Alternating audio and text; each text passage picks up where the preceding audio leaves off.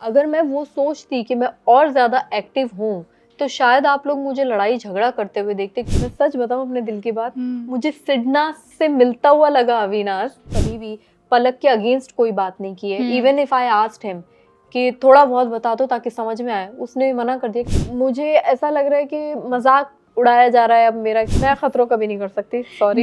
Reptiles मुझसे समझ में नहीं आते, मैं बेहोश हो जाऊंगी, मर जाऊंगी वहीं पे।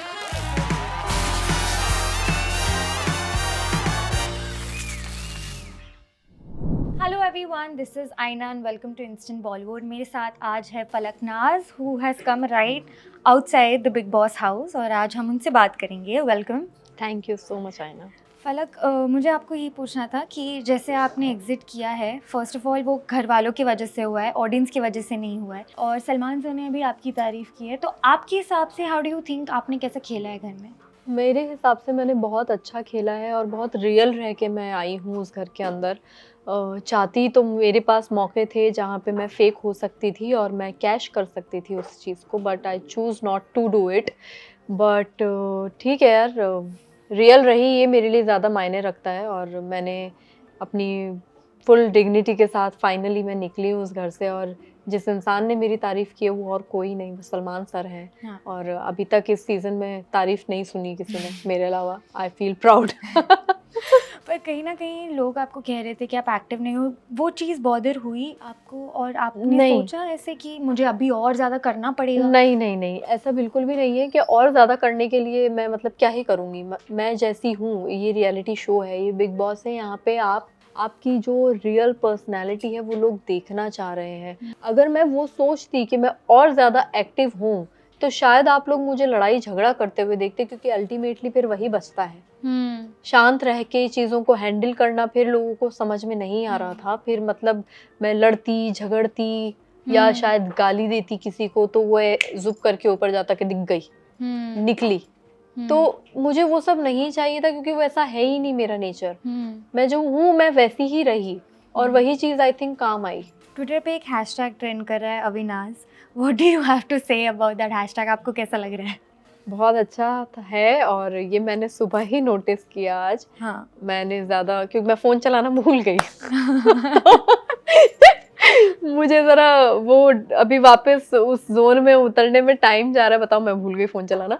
मुझे उस ज़ोन में उतरने में टाइम जा रहा है, और जब मैंने ये अविनाश देखा तो मुझे बहुत अच्छा लगा। पर ऑनेस्टली मैं सच बताऊँ अपने दिल की बात, मुझे सिडना से मिलता हुआ लगा अविनाश, क्योंकि ये है सेम है ये सिडनाज एंड अविनाश। तो मैं देख रही थी कि ये क्या है। और जबकि हमने अंदर सच कोई ऐसे लाइक लव बर्ड्स वाला रोमांस नहीं किया, कुछ किया ही नहीं पर है। मुझे लगा अगर आप रहते ना तो धीरे धीरे कुछ ना कुछ तो डेफिनेटली निकल जाता। अब देखो, वो मैं नहीं कह सकती, फ्यूचर किसी ने नहीं प्रिटेंड किया है। हो सकता हो जाता, हो सकता नहीं होता, ये कुछ भी हो सकता है। तो बट जो था वो बॉन्ड बहुत अच्छा है, वो दोस्ती बहुत अच्छी है, वो अफेक्शन बहुत अच्छा है। तो वही चीज़ स्पेशल है आई थिंक। एंड जो भी एक दूसरे के लिए नियत थी, प्योर थी। कोई धोखाधड़ी वाली नियत नहीं थी, या यूज करने वाली गेम के लिए वो वैसी नियत नहीं थी। और आई थिंक इसलिए सबको वो बहुत अट्रैक्टिव लगा कि प्योर है। हाँ। और मैंने जो पलक से बात की थी जब वो एलिमिनेट हुई थी, तो उन्होंने कहा था कि शी रिग्रेट्स डेटिंग अविनाश और उनके साथ बहुत गलत हुआ है। कहीं ना कहीं एज अ गर्ल आपको वो चीज़ अफेक्ट करती है कि अगर मुझे अविनाश थोड़ा पसंद है तो ये चीज़ भी मेरे साथ हो सकती है? दो लोगों के बीच में क्या हुआ है एग्जैक्टली वो दो लोग ही जानते हैं। और मुझे पर्सनली ऐसा लगता है कि ये बहुत पर्सनल है। किसी के बारे में बोलना आसान हो जाता है, किसी के ऊपर इल्ज़ाम रखना आसान हो जाता है, बट ये भी तो हो सकता है कि दो लोग गलत वक्त में मिल गए हों एक दूसरे से, या दो अलग लोग एक दूसरे से मिल गए हों। और ज़रूरी नहीं कि जिसके साथ भी आप रिलेशनशिप में जा रहे हो उसके साथ आपका चले ही चले रिलेशनशिप सक्सेसफुल हो, बिल्कुल भी ये ज़रूरी नहीं है। तो आई थिंक बहुत पर्सनल चीज़ है ये, और मैं इस पे कुछ कमेंट करना भी नहीं चाहती हूँ ऑनेस्टली। उन दोनों के आपस का मैटर था। अविनाश ने घर के अंदर मुझसे कभी भी पलक के अगेंस्ट कोई बात नहीं की है। Even if I asked him कि थोड़ा बहुत बता दो ताकि समझ में आए, उसने मना कर दिया कि मैं नहीं बताऊंगा, क्योंकि वो मेरा एक्सपीरियंस है। तुम अपने एक्सपीरियंस लो उससे, तुम्हारा अपना एक अलग होगा एक्सपीरियंस। तो इसके आगे मैं क्या बोलूँ और जैसे मैंने आपकी बहन का इंटरव्यू देखा था recently, she gave an interview जहाँ पे उन्होंने कहा था कि अविनाश शायद आपकी टाइप का नहीं है, तो उस पे आप क्या कहना चाहोगे? मुझे नहीं पता। मैं एज ऑफ नाउ, मैं जितना टाइम उसके साथ अंदर गुजार के आई हूँ, हमारा बहुत अच्छा बॉन्ड बना है। Yeah. तो क्या हो सकता है या क्या नहीं हो सकता ये हम प्रिडिक्ट नहीं कर सकते। Right. तो लेट्स सी, मैं वक्त देना चाहूँगी, मतलब वक्त के साथ ही पता चलती हैं कुछ चीज़ें, एकदम से हम बैठ के सोच नहीं सकते। ऐसा तो जब मैं घर में गई थी मुझे नहीं पता था कि मेरी किसके साथ जमेगी या किसके साथ नहीं जमेगी। ये बहुत अनप्रिडिक्टेबल चीज़ होती है। उस घर के अंदर जिससे सबसे ज़्यादा प्यार हो उसी से लड़ाई हो रही है सबसे ज़्यादा, और काटने मारने को तैयार है एक दूसरे को, लेकिन जिससे सबसे ज़्यादा लड़ाई कभी की है उसके साथ बॉन्ड बहुत अच्छा बन के आ गया है। तो ये लाइफ में भी होता है हमारे साथ। ये बहुत अनप्रिडिक्टेबल चीज़ है और मुझे नहीं लगता इस पे कोई भी कमेंट करना चाहिए। हर चीज़ का एक करेक्ट वक्त होता है। अगर ये सही नहीं होगा मेरे लिए तो मुझे समझ में आ जाएगा कि सही नहीं है, और सही हुआ तो सबको समझ में आ जाएगा कि सही है। तो इट्स लाइक दैट। आप पूजा भट्ट को भी बहुत मानते थे, you consider her extremely close in the house. मैं अभी मानती हूँ। हाँ, अभी भी मानते हो, बट मुझे लग रहा है जब से आप बाहर आए हो कहीं ना कहीं आपको कुछ चीज़ें पता चली है जो आपको नहीं पता थी। क्या वो खटक रही है कहीं? हाँ, मुझे खटक रही है। मुझे अजीब लग रहा है, बुरा लग रहा है कि उनके पास मौका था मुझे डायरेक्ट ये बोलने का कि फलक हम घर के बाहर तुमसे नहीं मिलेंगे। मतलब मैं घर के बाहर तुमसे नहीं मिलूंगी, मैं सिर्फ बेबिका से मिलूंगी।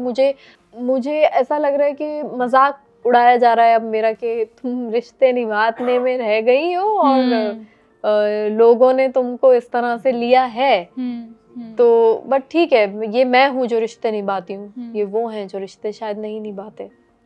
आपने जिया को कहा था कि अगर मुझे एक ऑप्शन आएगा आपके और अविनाश के में से, मैं आपको चुनूंगी, but we really feel you would choose Avinash. नहीं, इज इट ट्रू? नहीं, मैं जिया को ही चुनूंगी। मैं अभी भी? हाँ, ऑफ कोर्स मैं जिया को चुनूंगी, और मुझे पता है अविनाश समझेगा वो चीज, और अविनाश ये बात जानता है। हाँ. उसने मुझे ये आंसर जिया के सामने दिया था तो जिया भी हैरान थी कि ये कैसे बोल रहा है।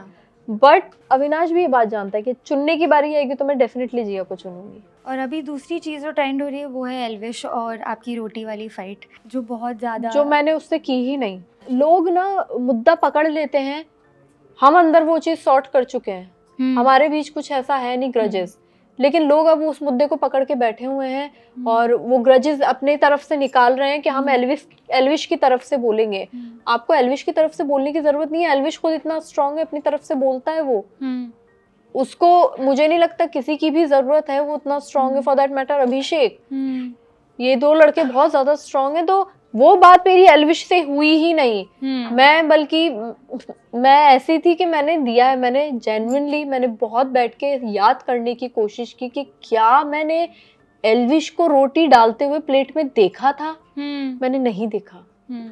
तो प्लीज बेनिफिट ऑफ डाउट देना सीखो जिंदगी में किसी को, कि कोई हो सकता है जेन्युइनली वहां बैठा हो लेकिन उसको याद ना हो और उसने उसको बोला भी नहीं। मैं आशिका को बोल रही थी यार, वो क्योंकि आई थी लेने के लिए तभी वो अपनी प्लेट में निकाल रही थी, और मैंने तभी उसको खाने से पहले बोला था कि देखो सबके 2-2 पराठे बन रहे हैं। अब वहां पे अगर एल्विश खड़ा था और उसने सुन के मुझे रिवर्ट किया कि मैं तो उससे बात ही नहीं कर रही थी, तो इससे ज्यादा मैं और कुछ बोल नहीं सकती। मनीषा एक ऐसी इंसान है, everybody loves her outside the house, but यहाँ पे घर वाले कह रहे हैं कि उसकी बहुत डुअल पर्सनालिटी है। ऐसा क्यों? क्योंकि वो चीज़ हमें नहीं दिखाई दे रही है। वो इसलिए क्योंकि मनीषा स्टार्टिंग में ना बहुत अच्छे से सबके साथ रह रही थी। मतलब अगर लड़ाई झगड़ा भी हो रहा है तो एक पॉजिटिव वे में हो रहा था। वो समझती थी, पहले सुनती थी किसी की बात, किसी का पॉइंट ऑफ व्यू सुनती थी, और अगर कोई उसको पॉइंट आउट करता था तो वो सुन के एक्सेप्ट करके लेती थी।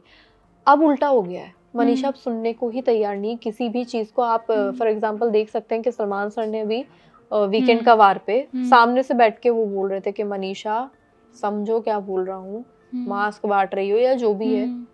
वो सुन ही नहीं रही है, समझ ही नहीं रही है। वो पहले ऐसी नहीं थी, वो अब ऐसी हो गई है।